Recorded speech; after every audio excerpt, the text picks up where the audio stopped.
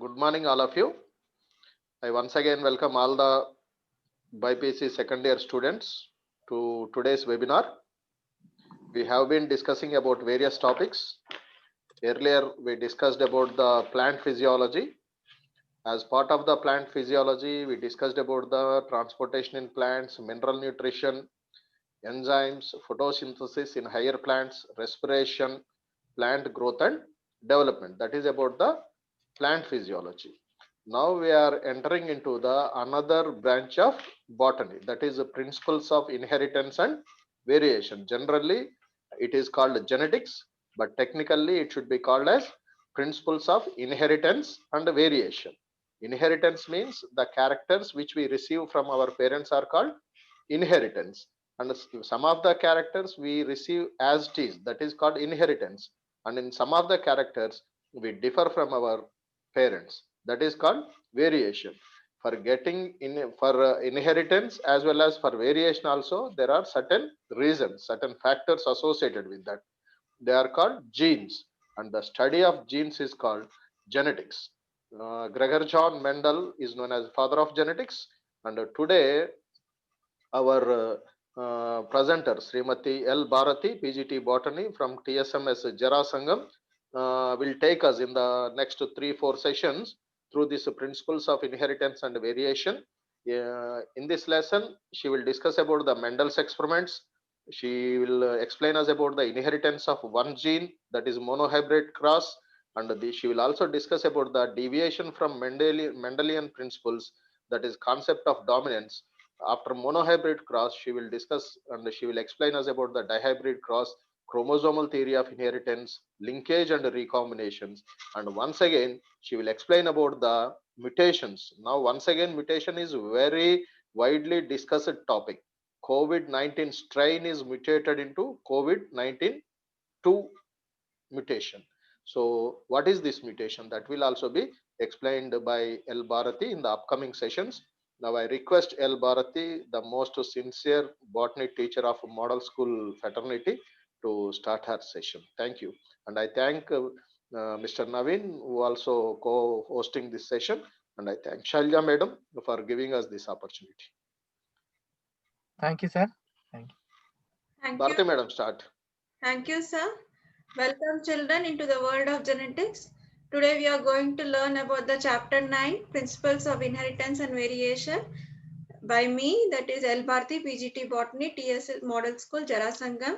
I thank my coordinator, Dr. A. Venugopala Reddy and M. Naveen Kumar, sir, for giving me this opportunity. I thank my principal, Muhammad Riazuddin, for giving me this opportunity, and the dignitaries behind the screen who has made it possible for me to teach you on this topic.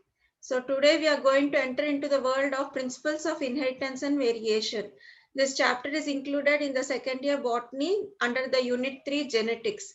So generally inheritance and variations are two opposite terms. Inheritance means whatever character you get from your parents or great grandfather or grandfather or grandmother, that is called as inheritance. Those characters are called as inherited characters. And variations means whatever changes you see in the progeny or the children, that is called as variation. For example, in the plants, if you take a rose plant, you have seen many rose plants. All are present in various colors, but they are all rose plants only. So previously rose plants used to give only few colors. Nowadays they are exploiting the genes and producing different kinds of roses, different colors of roses. So that is a variation. Now if you take a mango plant will give rise to a mango plant only, not a rose plant. So likewise lemon tree will give rise to a lemon fruits only. Elephant will give rise to elephant baby only. Cow will give rise to cows only. So that is nothing but, why does it happen actually? It is nothing but the inheritance, that is because of the genes. We all know now about the chromosomes and genes. So in today's session, we'll go through the terms that are discussed in the genes, genetics chapter, and then we'll also learn few crosses also in this, that is back cross and test cross. So first of all, we'll see what are the topics present in this unit genetics under the chapter 9, principles of inheritance and variation. First topic is Mendel's experiment. We'll be dealing with the Mendel's, what he has done, his experiments on the pea plant. In 10th class, you have learned about this topic in the heredity, that is from parent to progeny. In the chapter, you have came across this topics. So that is with the basics, we'll go into deeper study. Next is the inheritance of one gene. So one gene, how it is inherited to the progeny, that will be learning by monohybrid cross. Next, how does the law of dominance is deviated? What are the various concepts that is present in the new theories which will tell us that law of dominance is not acceptable universally. So next is inheritance of two genes, that is called as dihybrid cross. Chromosomal theory of inheritance that has been given by Sutton and Boveri, and also we learn about the linkage and recombination, that is how does the character or the genes are inherited by the progeny and what are the various variations that is seen in the progenies, that also we'll learn now. So you all are well versed with the Gregor Johann Mendel. In 10th class you have learned about him. You have been known him as a father of genetics. But posthumously, he has been given this title. He is an Austrian monk. Austrian monk means he worked in a monastery, St. Thomas Monastery in Brno. Before that, he has graduated his studies in the University of Vienna. He has studied about physics and mathematics. He has done physics and natural history also in detail. He was a mathematician also. He has done experiments with the pea plant for 7 years. He has developed these pea plants in his monastery garden after he has joined the St. Thomas Monastery. In the St. Thomas Monastery, he has been given the title Gregor. So he has joined that as a teaching faculty there, and he has done experiments on the pea plant also for 7 years. So experimental material that he has taken is a garden pea, that is Pisum sativum. And he has done experiments with this pea plant for many years, including he has included around 10,000 varieties of pea plants. More than 10,000 he has taken and studied them, and he has noted all the details of what he has done in the experiment. In the experiment means he did not use any equipments or materials. He has just used his brain to deduce the calculations and give the results. So, and he published his results in the local journal under the title Experiments on Plant Hybrid. But that was not popular that time, so nobody knew about that, what he has done with the pea plant. Then later on in 1900, three scientists, that is Hugo de Vries, a Dutch biologist, then Karl Correns, a German botanist, and Erich von Teschenmark, Austrian botanist, has rediscovered what he has done on the pea plant, and they have given the title Father of Genetics after they have came to know about the inheritance patterns in the living organism. So Gregor John Mendel, as a boy, he used to study the trees, whatever plants were around them. He was very keenly interested in grafting of the trees. Like that, he used to do keen observation on the nature. And he told that whatever organisms are living, whatever variations he is seeing around him is controlled by the nature only. So like that, when he has studied the natural history, he was more close to the nature, and he started studying the pea plants more keenly. Then later on, whatever deductions or the results he has done, that was based mainly on mathematics. And so he was not accepted that time. Whatever he has given the deductions or the results was not accepted that time. So this person is a Gregor John Mendel. He has been called as father of genetics because he has done experiments on the pea plant for 7 years. Then he has given the laws of inheritance. So in 10th class, you have learned about the laws of inheritance. There are 3 laws of inheritance: law of dominance, law of segregation, and law of independent assortment. So these 3 laws were not known that time, but later on, after his death, after 34 years, then he has been brought into limelight, and he has been given this title Father of Genetics. So now we'll see the terms used in genetics. So genetics means the word came from the Greek word gene. Gene means to become or to grow into. That means whatever progeny will be formed, that progeny will carry the characters from the parents, mother and father. The characters will become the progeny. Like that, they have given the term genetics. Genetics is a branch of biology that deals with the study of inheritance and variations. That is about the genes it will study and what are the variations that are seen in the progeny. For example, variation means changes.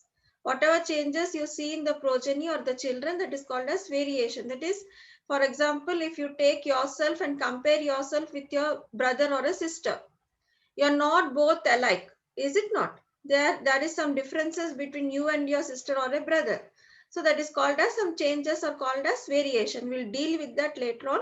So the study of inheritance and variation is called as genetics. The term genetics has been coined by William Bateson in the year 1906. So Bateson has given the term genetics and it is popularized by Johansson. The inheritance is nothing but the transfer of characters from one generation to another generation. Suppose what sometimes you may not resemble completely like your parents, but you may resemble like your grandfather, grandmother, or great grandfather or great grandmother, or your maternal uncle or paternal uncle, like that. So characters can be transferred from one generation to another generation also. It is not necessary from parent, whatever characters parent will have, that will be transferred to the progeny only. It is not like that. So in the family tree, whatever person will have the character that can be transferred to the progeny. That is called as inheritance. If you see the heredity, it is a transfer of characters from the parent to progeny. Suppose when a child is born, the people will tell his eyes is like his father, his nose is like his mother, like that. So they'll compare the characters with the parents. That is because of the genes that is present in the child. So because of the transfer of characters from parent to progeny, the progeny will look like the mother or the father. This study is called as heredity. And variation means whatever changes you see in the progeny or among the progeny, despite the inheritance from the parents, that is called as variation. Now suppose if you take a rose flower generally, rose flower means all the rose flowers will look alike. But you may find the colors, various different colors in the rose flower, like blue, green, red, orange, pink, like that. So variations are present in rose flowers also. Like that, if you see a mango fruits, we say mango means we'll have an imaginary picture of the mango. So, but there are variations in the mango fruit also. Some may be large, some may be small, some may be green, some may be yellow, some may be blue, some may be orange. Like the various difference will be present in mango fruit also. So that is variation. So changes that is present in the progeny, it is called as variation in spite of inheritance from the parents. So progeny is nothing but children or the offspring. Generally in genetics, we don't say children, we say progeny or offspring or filial. Filial means children only. This filial is used in representation of the crosses. F1 we write, F1, F2, F3, like that, capital F. So capital F is representation of the filial or the children or the offspring or the progeny. So genes, genes generally you are learning in the lower class also. So genes are present in the DNA, part of DNA, functional part of DNA. There are various genes present in the DNA which may be functional, which may not be functional. Means they may express the character, they may not express the character. So gene is present in the DNA and that will make up the character of the person. Suppose a person is very tall. So the gene for the tall is tallness. Tallness is the gene. And the character of the person is height. So if you see a person not so tall, like dwarf, short. So the gene for the character height, it will be dwarfness, like that. So the character is expressed because of the genes present in the individual. So it is a basic unit of inheritance. It carries information required to express the character. So if you take the character height, the gene for the height is tallness or dwarfness.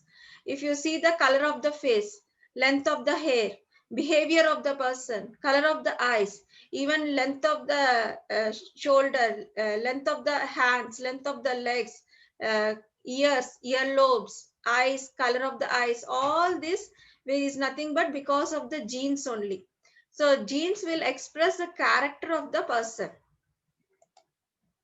LL, alternative forms of the same factor, that is a gene, is called as LL, short form of the allelomorphs. Previously, during the 1900, they used to call it as allelomorph, so they made it short into LL. Now this LL is nothing but the opposite forms, that is opposite traits that will be having the opposite characters. That is, for example, opposites like hot, cold, uh, tall, dwarf, or night, day, white, black, like that opposite characters are present. Like that, these opposite factors will be having this different LLs. If you see, if you take the character height, in the character height, genes will be tallness and dwarfness. So the LLs will be capital T for tallness and small t for dwarfness. So the tallness will be exhibited by capital letter because it is dominant. You should know this because in the 10th class also you learned about this. Capital T means tallness and small t means dwarfness. So this capital T is opposite to small t. They both are alternative forms of the same gene, like that. So like that, you can have round seeds or wrinkle seeds. Round and wrinkles are opposing traits. Like that, opposite forms will be called as LLs. These LLs will determine the gene, and the gene will determine the control the character of the individual. So if you see this picture, this is a chromosome. This chromosome will have the gene. This is the gene on this chromatid. And if you take this as a capital T on this same opposite side, you will have capital T on this chromosome. On the chromatids, if you see capital T, that is a LL, homozygous LL. We call it as homozygous LL because both are capital T, capital T.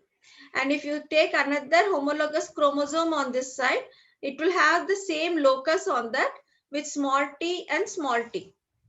So capital T, small t, small t. So capital T is for tallness, small t is for dwarfness. So these are the genes that is present on the chromatids. So gene, if you see tallness can be shown by the LLs, small capital T, capital T. So LLs are nothing but opposite forms of the same factor or the gene. If you take the gene as tallness, LLs will be capital T, capital T. If you take the gene for dwarfness, the LLs will be small t, small t. If you see the phenotype means nothing but external appearance of the individual. Whatever the person individual you see from outward, externally, without going into internal details, that is called as phenotype of the individual. For example, the person or the plant is very tall, that phenotype of that plant will be tallness. If the plant or the person is short, it is called as dwarfness. If you see the seeds round, so round seeds are present, wrinkle seeds are present, axial flowers are present, terminal flowers are present, like that. The length of the hair will be long, the length of the hair will be short, so shortness, longness of the hair, like that. Externally, whatever you see in the individual, that is called as its phenotype. And if you go into the internal expression, that is, if you see the LLs or the genes that is present inside the character of the individual, it is called as genotype. Genotype is a genetic makeup of an individual. Just now we have seen that the tallness can be written as capital T, capital T. And the dwarfness is small t, small t. And there is another tallness that can be written as capital T and small t. Capital T, capital T, capital T, small t. Both will denote the genes tallness only. Both are tallness, but for dwarfness, you'll write only small t, small t. In 10th class, you are aware of this, so it will not be a problem for you to know this.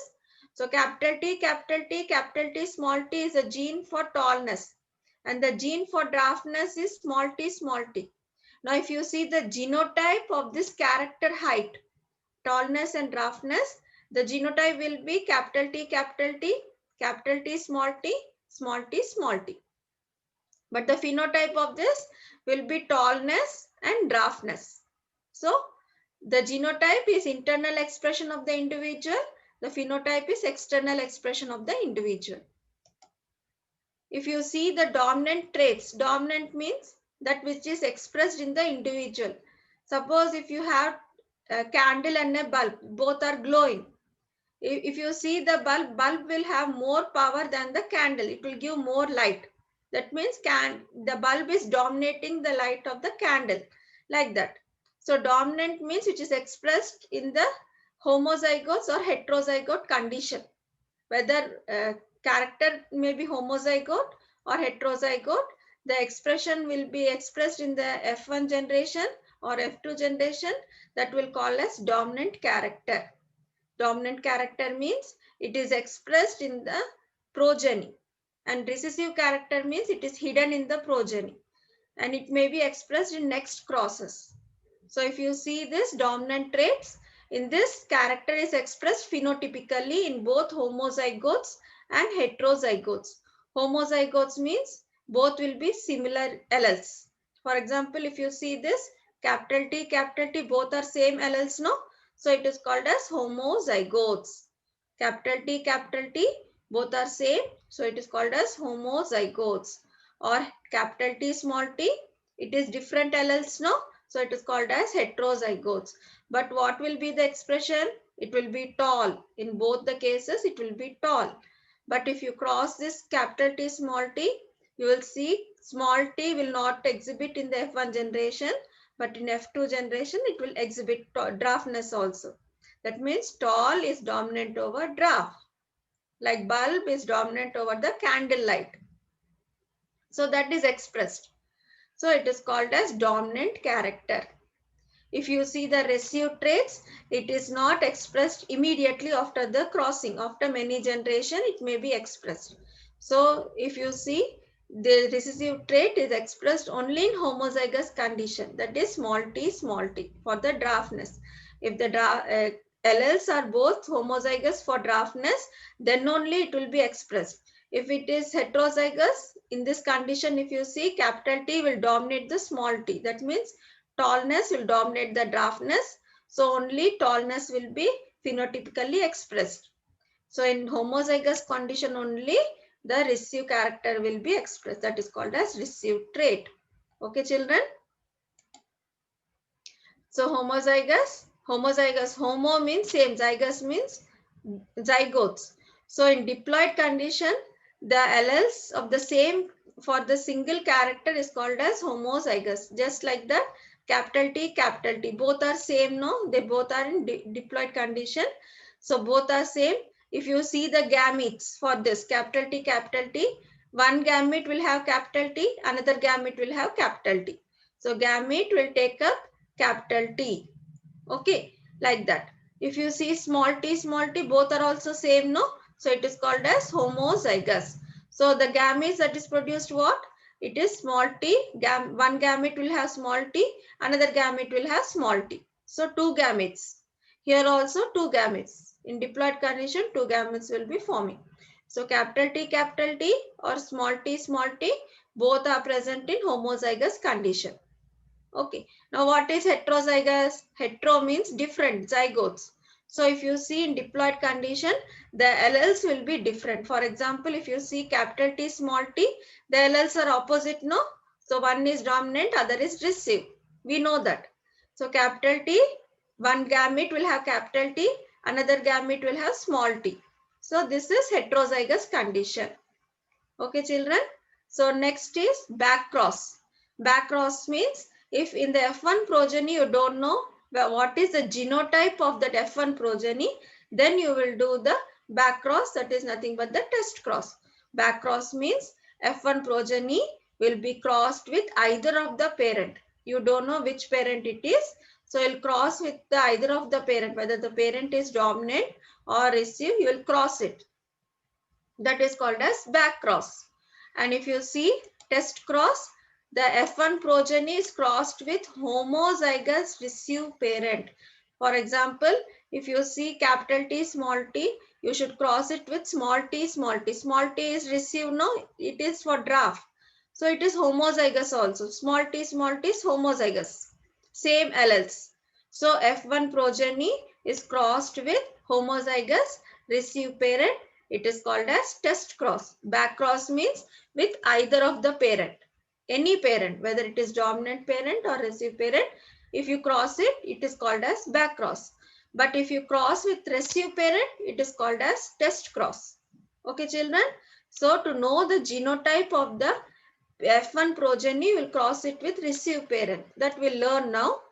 So monohybrid cross means mono means only one. The cross between the individual differing in single character, only one trait. If the cross is made between the individuals differing in one trait, then it is called as monohybrid cross. So just now we have seen the example, no? Character, if you take the height, and gene, if you take tallness and draftness, they are both differing in single character only, that is height. Tall and draft, they are both differing in the single character height. So in two individuals, you will take tall and draft and cross it. That is called as monohybrid cross. Monohybrid cross means it is differing in single character. Dihybrid cross. Dihybrid cross means the two individuals will be differing in two characters. For example, if you take the height is tall and draft. And another one, you take the seed shape. Seed shape means round and wrinkled. So now you have taken two characters, no? Height and seed shape of the seed. Two characters you have taken. So now you will cross means it is called as dihybrid cross. That means cross differing in two traits, two characters. That is called as dihybrid cross. So now you know that the tall and the round are dominant over draft and the wrinkled. So if you make a cross between this, it is called as dihybrid cross. First, Mendel has done monohybrid cross with the plants. He has taken 14 varieties of plants differing in these opposite characters and done the cross. That is why he could succeed in his experiment. Then later on, he did the dihybrid cross also, and he also deduced the F3 generation from the F1 and F2 generation. So we'll learn about that also. Now, what are the reasons for the success of Mendel's experiment? So the main reason for the success is that he has used his brain. He has used his mind. He has done this experiment with complete thinking about the topic with perfect planning. He has done the plan on it. He has worked on it, and he has deduced the mathematical calculation from it and got the results, accurate results. So what are the reasons for success of the Mendel's experiment means? He has taken large sampling size, around 10,000 varieties of pea plants he has taken, and he has studied them. For many experiments he has done on them and given the conclusion. That is why he succeeded in giving the correct ratios. He has taken single contrasting trait that at a time, that is monohybrid cross. He has done the monohybrid cross. That means he has taken only one character. If he has crossed a tall plant with a short plant, or a round seed with the plant bearing wrinkled seed, like that he has taken only one contrasting character and done the experiment. That is why he succeeded in giving the mathematical calculation. He has conducted cross-pollination using true breeding pea lines. He has taken pure lines. That means he has taken the plants which are only tall for several generations. And he has taken the plant only tall for draft for several generations. And he has crossed the tall plants, pure tall plants with the pure draft plants. That is why he got the accurate results.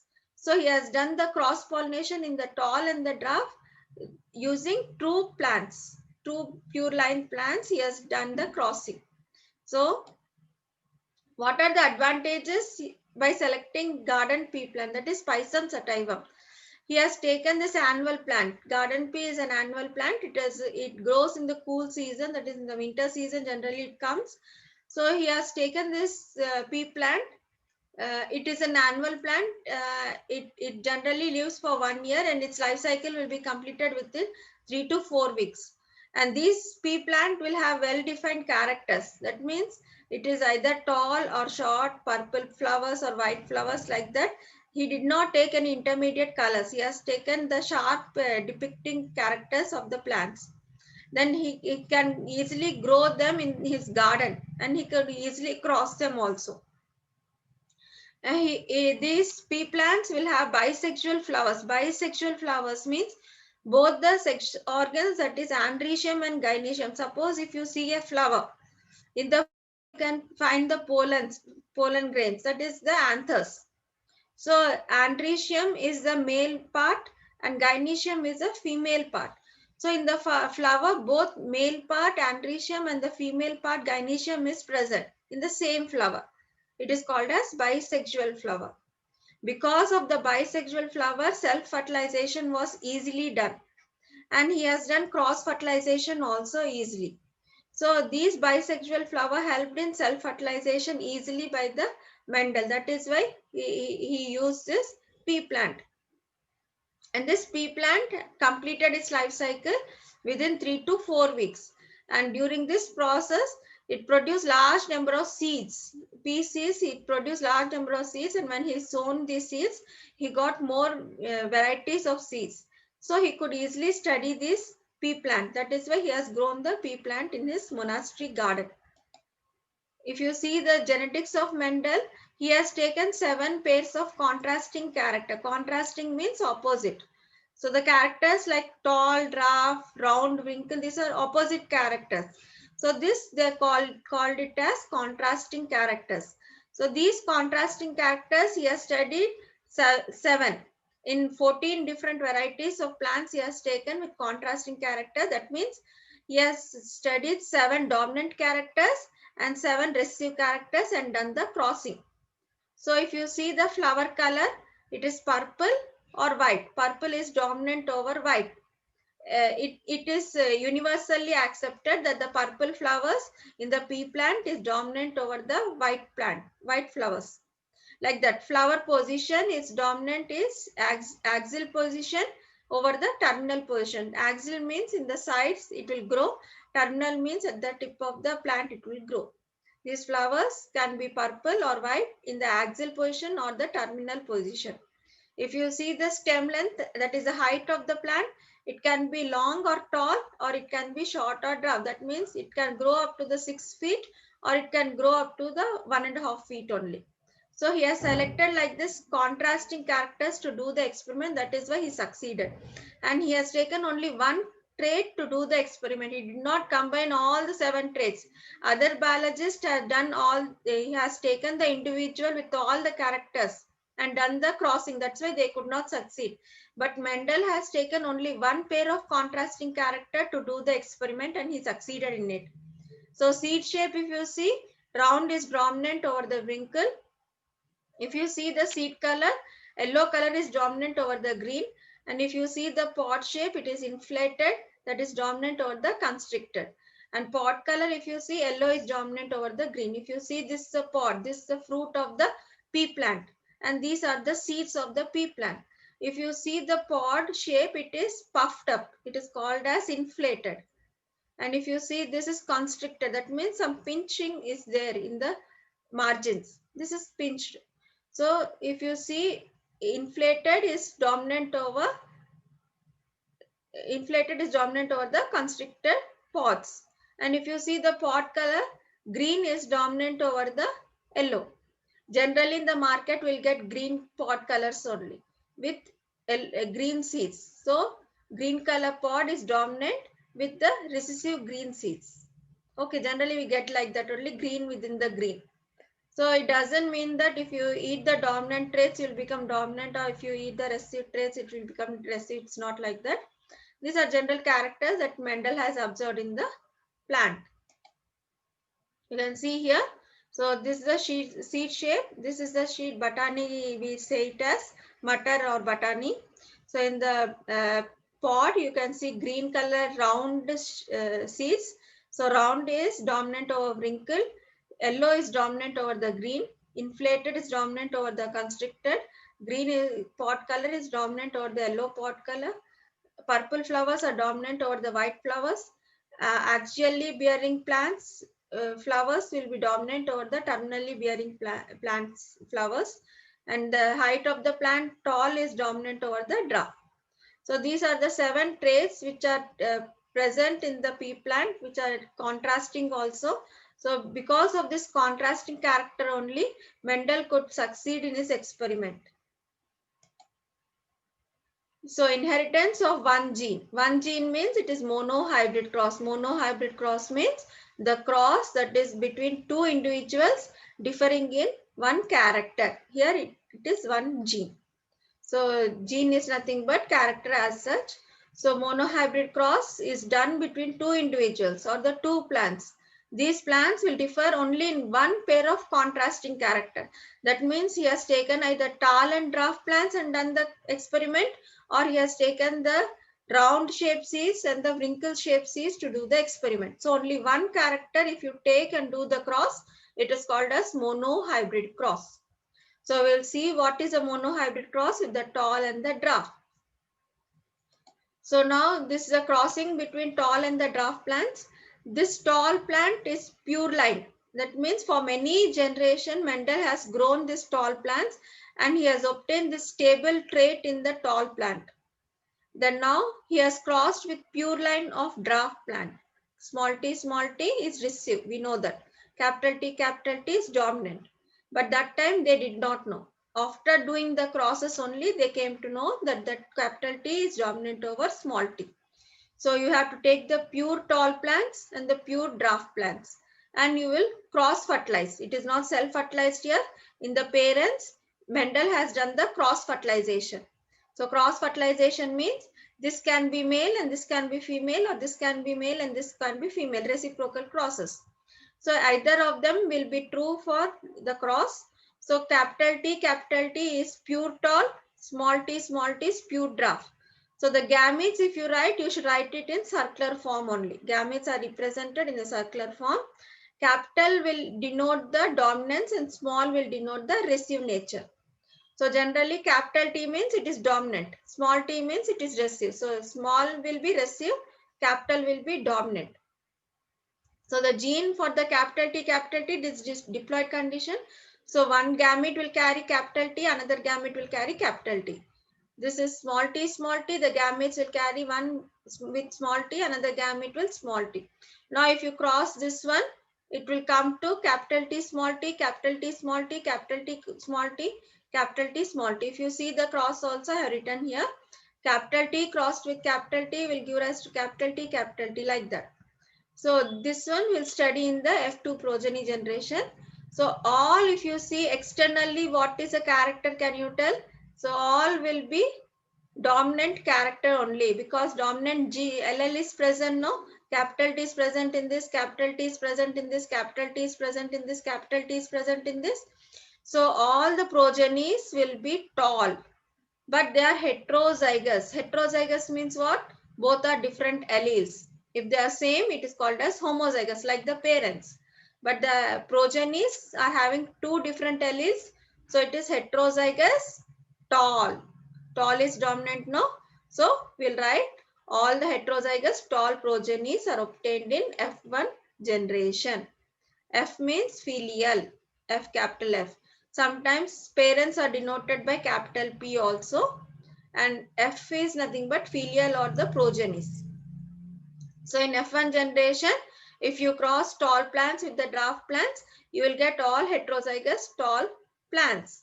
Okay. Now, if F1 generation is self-fertilized. Self-fertilized means in the same flower, the pollen grain is dusted on the gynecium. That is the egg. Then you will get the homozygous tall, heterozygous tall, homozygous dwarf. We'll see the cross now. So F1 progeny, that is capital T small t, is self-fertilized with capital T small t. So in this generation, you are doing self-fertilization. In the parent generation, you did cross fertilization. Pure tall plant, pure dwarf plant you have taken. But in the F1 generation, you will take one F1 progeny and the other F1 progeny and you will cross it. So self-fertilization. So gametes are capital T, small t, capital T, small t. So if you cross them, capital T, capital T, capital T, small t, capital T, small t, small t, small t. So if you see it individually here, I have written capital T is crossed with capital T, you will get capital T, capital T. That is tall. Both are same, no? So homozygous, tall. Capital T is crossed with small t, you will get capital T, small t. That means it is heterozygous tall. Dominant character is present, no? So we'll call it as tall. But the alleles are different, no? So we'll call it as heterozygous. And if you cross small t with small t, you will get small t, small t. That is receive character. So it is dwarf. And both are same alleles, no? So homozygous dwarf. Okay. That's what it is written here. So capital T is homozygous tall. How many homozygous tall has been obtained? You can see in the F2 generation, only one is written. So I have written here 1. Okay. Now next heterozygous tall. Heterozygous tall means capital T, small t, capital T, small t. How many are there? 2. So you write here 2. 2 capital T, small t. It is different alleles, no? So heterozygous. Capital T is present, no? So tall. Next is small t, small t. It is homozygous because both the alleles are same, no? And small t represents the dwarf. So only one is there. So 1, small t, homozygous dwarf. So what is the ratio we get here? 1 is to 2 is to 1. 1 is to 2 is to 1. For the genotypes, capital T, capital T, small t, small t, small t. Okay. So for the genotypes, you will get 1 is to 2 is to 1. So what is the genotypic ratio here? 1 is to 2 is to 1. What is the phenotypic ratio? Can you tell? Tall and dwarf. 2 plants. Tall and dwarf. How many tall plants are there? 1, 2, 3. So 3 tall and how many dwarf are there? Only 1 dwarf. 1 dwarf. 3 is to 1. That is a phenotypic ratio. 3 is to 1 is a phenotypic ratio. 1 is to 2 is to 1 is a genotypic ratio. That means the phenotypes are tall and dwarf. The genotypes are homozygous tall, heterozygous tall, homozygous dwarf. So it's clear now what is phenotype and what is genotype. So now we'll do another example. Round and wrinkle shaped seeds.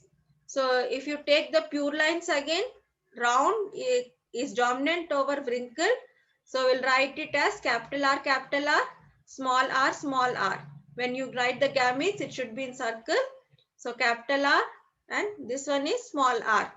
If you cross capital R, small r, so F1 generation, all heterozygous round because round dominant character is present, no? The receive character is not expressed. So receive character is expressed only when it is homozygous. That in the next generation it will come. Okay. So F1 generation, what is the phenotype? It is all heterozygous round. Okay.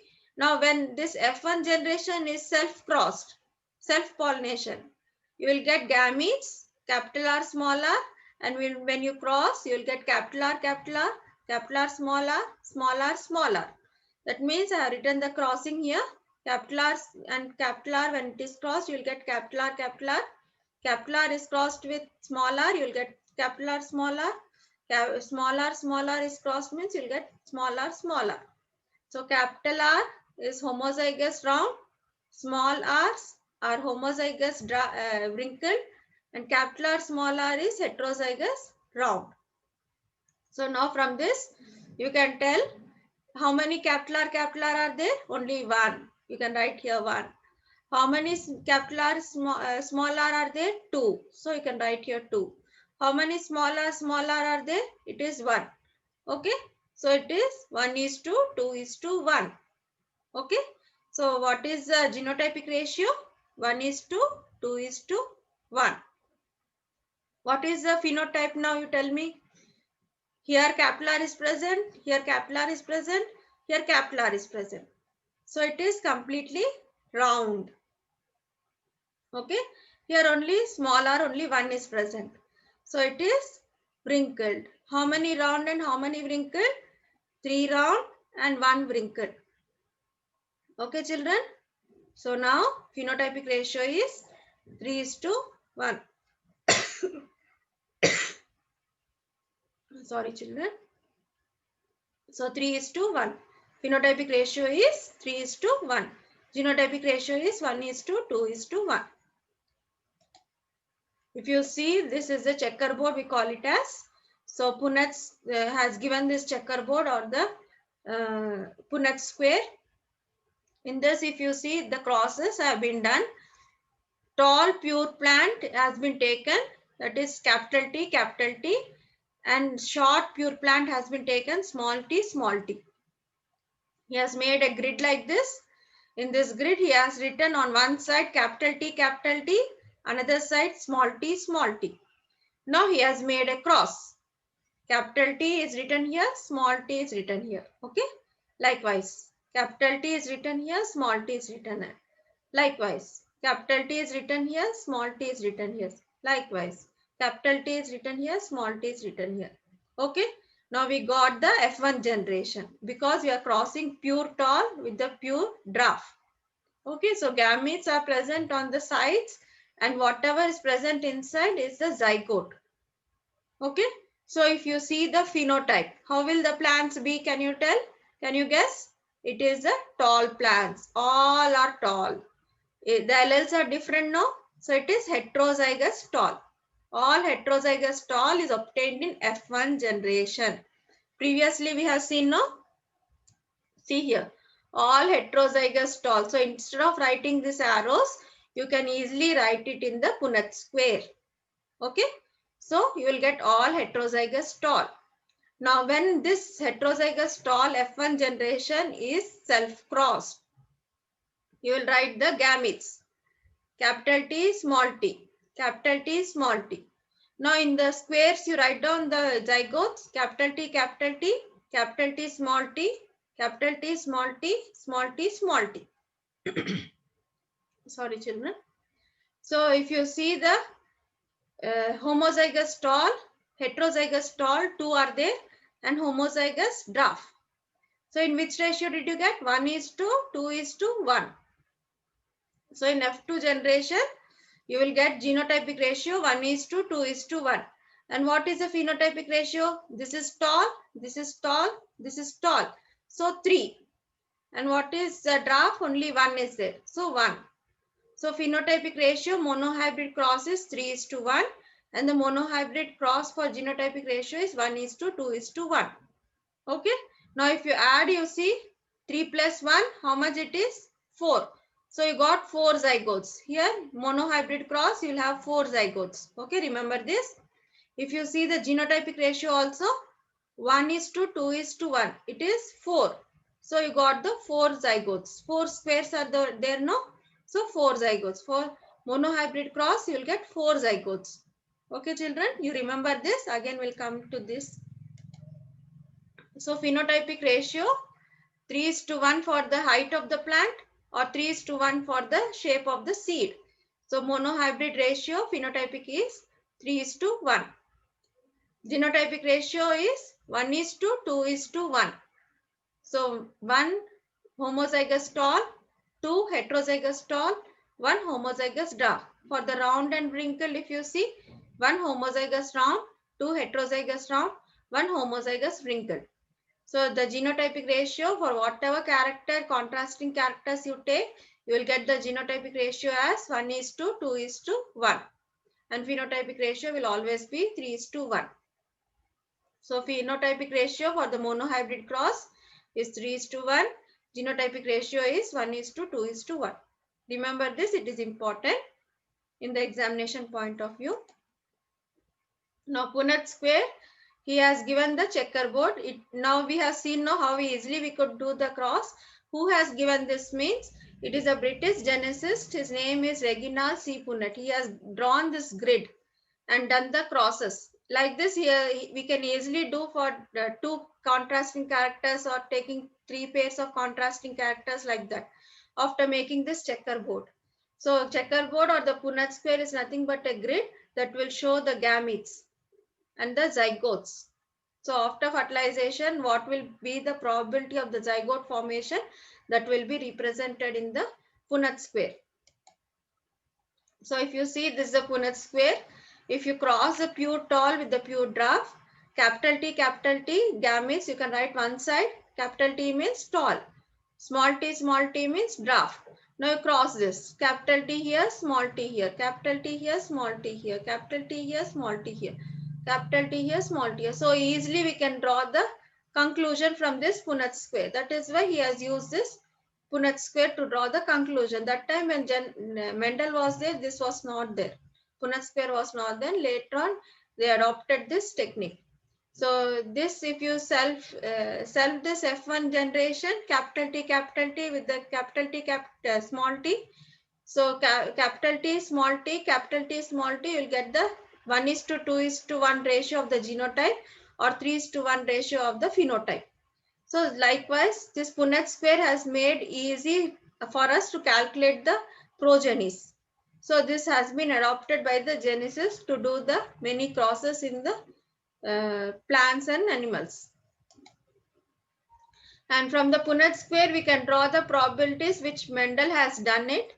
So in this, he has taken capital T, small t, and small t. So in this, capital T is 1/4. That is, from where did this 4 come in? For the 4 zygotes. I told you, no, 4 zygotes are present. So just now we have seen, you can see here 1, 2, 3, 4, 4 zygotes. So 3:1, if you add it up, it will come to 4 zygotes, or 1:2:1, if you add it, it will come to 4 zygotes. So like that, how many homozygous tall were there in the genotypic ratio? It was 1. So 1/4. Heterozygous means 2/4. 2/4 means if you cancel 2/4, you will get half. 1/2. So 1/2. And then homozygous, out of 4, only 1 recessive was there. So 1/4. Okay. So if you divide 1/4, you will get 0.25. If you divide 1/2, you will get 0.5. If you divide 1/4, you will get the probability 0.25. So that has been written here like this with the mathematics. So Mendel has done this experiment using mathematical logics. That is why it was not acceptable by the biologists that time. So it was hidden for a long time. If you see the binomial expression, ax plus by whole square, if you see, you will get 1/4 x square plus half xy and 1/4 y square. Likewise, he has taken the capital T and small t and done this calculation. So half of the capital T, that means 2 capital T's, instead of writing, he has written only 1/2. And 1/2 small t, he has squared it. It is written in the format of a plus b. So a plus b, you know, a plus b whole square is equal to a square plus 2ab plus b square. Like that he has written here. Half into half, capital T, half into half, capital T, small t, half into half, small t. And he got the result 1/4 capital T, 1/2 capital T, small t, 1/4 small t. When he has divided, he has got 0.25 probability of capital T, 0.5 probability of capital T, small t, and 0.25 probability of small t. So this is in the ratio of 1:2:1. So genotypic ratio he has reduced as 1:2:1. Likewise, he has made many calculations that time, but it was not accepted that time. That was, he was not given the title when he was alive. Next is the back cross and the test cross. If you see the back cross, already back means what? Previous, going to the previous parent. So in this progeny, F1 progeny is crossed with any of the parent. Whether the parent is pure tall or pure dwarf, if it is crossed, it is called as a back cross. This back cross is done to bring the useful characters in the homozygous condition. Suppose heterozygous progeny is present. Now you wanted only one pure line condition. You can do it with the parent. Then you will get the homozygous condition. So if you cross tall and the dwarf, you will get capital T one zygote you can write and small t one zygote. You will get F1 as all tall plants. So when this F1 is self crossed, you will get the ratio capital T, capital T, capital T, small t, capital T, small t, small t, small t. So this is in the F2 generation. So F1 generation you have crossed with self cross with the same F1 progeny only you have crossed. So you'll get in the ratio of 1:2:1. But if you wanted to do this cross with the capital T, you will get 1:1 ratio.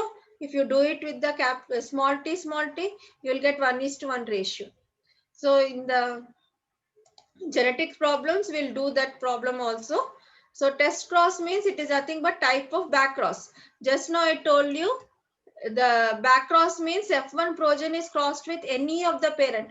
The parent can be pure tall or the pure dwarf. So it can be pure dominant character or pure recessive character. If any of the progeny is crossed with dominant character, it is called as a back cross. If it is crossed with recessive character, it is also called as back cross. But if you cross the F1 generation with the recessive character, they are given a specific term. The specific term is test cross. So test cross means F1 progeny is crossed with recessive parent. Okay. So F1 progeny is crossed with recessive parent means it is called as test cross. Now why do we call it as test? What are we testing here? This is to test the genotype of F1. We don't know what is the genotype, whether it is homozygous dominant or heterozygous dominant. So to know that, we'll do this test cross. So it is called as test cross because we are testing the genotype of the F1 progeny. So to know whether it is homozygous or heterozygous, we'll do this test cross with the recessive parent. Suppose the parent is capital T, F1 progeny is capital T, and you don't know. And you will get all the progenies as tall. That means the parent, F1 parent is homozygous tall. But if you get half, 1:1 ratio, that is half will be tall, half will be dwarf, means it is heterozygous. Now we'll see the cross. This is the recessive parent. What is the recessive parent? Dwarf. Small t, small t. Now this recessive parent is crossed with the F1 progeny. Now we'll assume that the F1 progeny is capital T. What will be the result? So when you cross, capital T and small t will give rise to capital T, small t progenies. That progenies will be tall. That means, what is the conclusion here? Conclusion is that the genotype of the F1 progeny is homozygous tall. You will not get any dwarf character here. No recessive character will be obtained in the progeny. That means the parent is homozygous tall. And if you get half tall like this, capital T, small t, and half dwarf, small t, that means the F1 progeny or the parent progeny is heterozygous tall, capital T, small t. And this is the cross with the small t. So now we are testing the genotype of this progeny. That means, is it capital T or capital T, small t? If you get all progeny same height, it is called as homozygous. F1 progeny is homozygous. If you get half of them as tall and half of them as dwarf, it is called as heterozygous progeny. Okay, like this, to test the progeny of the F1 progeny, then we'll do it with the recessive parent. We'll take the recessive parent and do the cross. This is called as test cross. Now with the flower also we can see the cross. So you have taken homozygous recessive, they are drawn two white flowers because now you know that the flower color purple is dominant over the flower color white. So flower color, if it is purple, it means it is dominant character. If it is white, it means it is recessive character.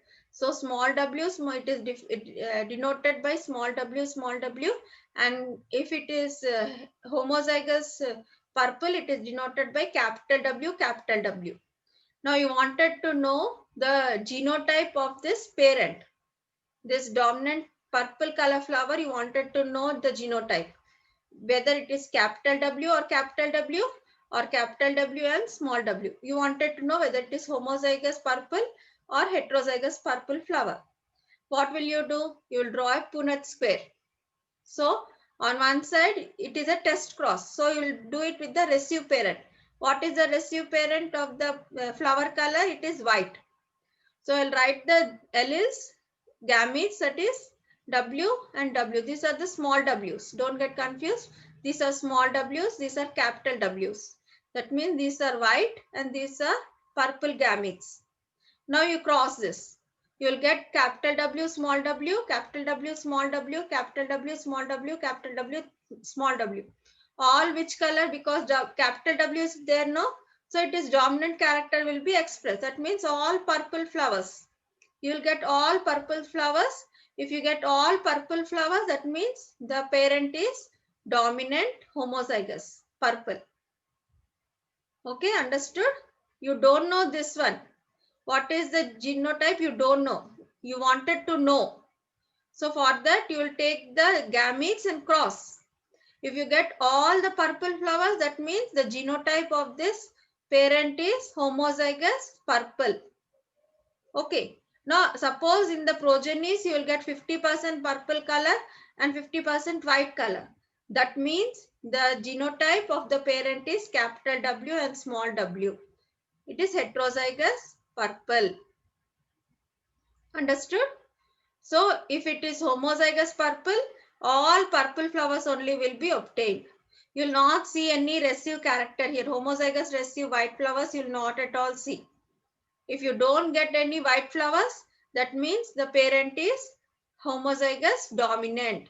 If you get half of the progenies as purple and half of the progenies as white, that means the parent is heterozygous. Okay. So in the exam, if they ask you the progenies obtained are 50% round and 50% wrinkled, what is the genotype of the F1 progeny means? You will write it is heterozygous because you got 50%, 50%, no? So that means it is heterozygous round. Likewise, if all round shaped seeds are obtained means it is homozygous round, like that. So to know the genotype of the parent, you will do the cross with the receive parent. Okay.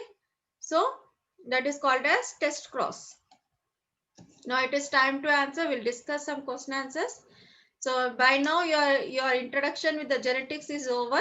You should be thorough with the concept that is present in the genetics so that it will be easy for you to understand the next sessions also. So first question, what is the cross between F1 progeny and the homozygous recessive parent called? So F1 progeny is crossed with the recessive parent. Just now we have seen that cross. So what it is called as? It is called as test cross. Recessive parent means it is test cross. Any one of the parent means it is back cross. So how is it useful? How can we test cross be useful to us? It is done to know the genotype of the F1 progeny. F1 progeny, to know the genotype, we will do the test cross. Okay. Now next is define true breeding. True breeding means pure lines. Pure lines, how will you get the pure lines means? It is a constant self-pollination among the plants which will give rise to pure lines or the true breeding. What is the significance? If you get the pure lines, what is the significance? That means the trait has become stabilized. So for many generation, only that trait will be expressed. That is the useful nature of the true breeding. Mendel has done this true breeding. It is also called as pure line. So he has taken the true tall, true draft, true round seeds, true wrinkle seeds like that and done the experiment. That is why he succeeded. So true breeding means for many generation, the self fertilization has been done in the plants to get a stable character. That is called as true breeding. Explain the terms phenotype and genotype. Phenotype means external appearance of the individual. It is called as phenotype. Genotype means internal or the genetic makeup of the individual is called as genotype. Next question. what will be the phenotypic ratio of capital A crossed with small a, capital A crossed with small a, capital A crossed with capital A, capital A crossed with capital A. We'll do this process in the genetic problems. So meanwhile, with your conceptual understanding, you can proceed with the question. So in this, gene A is dominant over the gene A, small a. Define and design a test cross with any example. Just now we have seen the test cross with the tall and the draft, and also we have seen the purple color flower with the white color flower. So with that test cross, you can take any other example also and do the test cross and see the results. So with this, I end the session. So thank you, sir, for giving me this opportunity. Thank you, Bharati. You have given a very good insight into the introduction of genetics, various terms, definitions associated with the genetics, monohybrid cross, and the principles of inheritance and variation. As we progress into the chapter further, we will learn the internal functioning, how genes functions for bringing out the characters.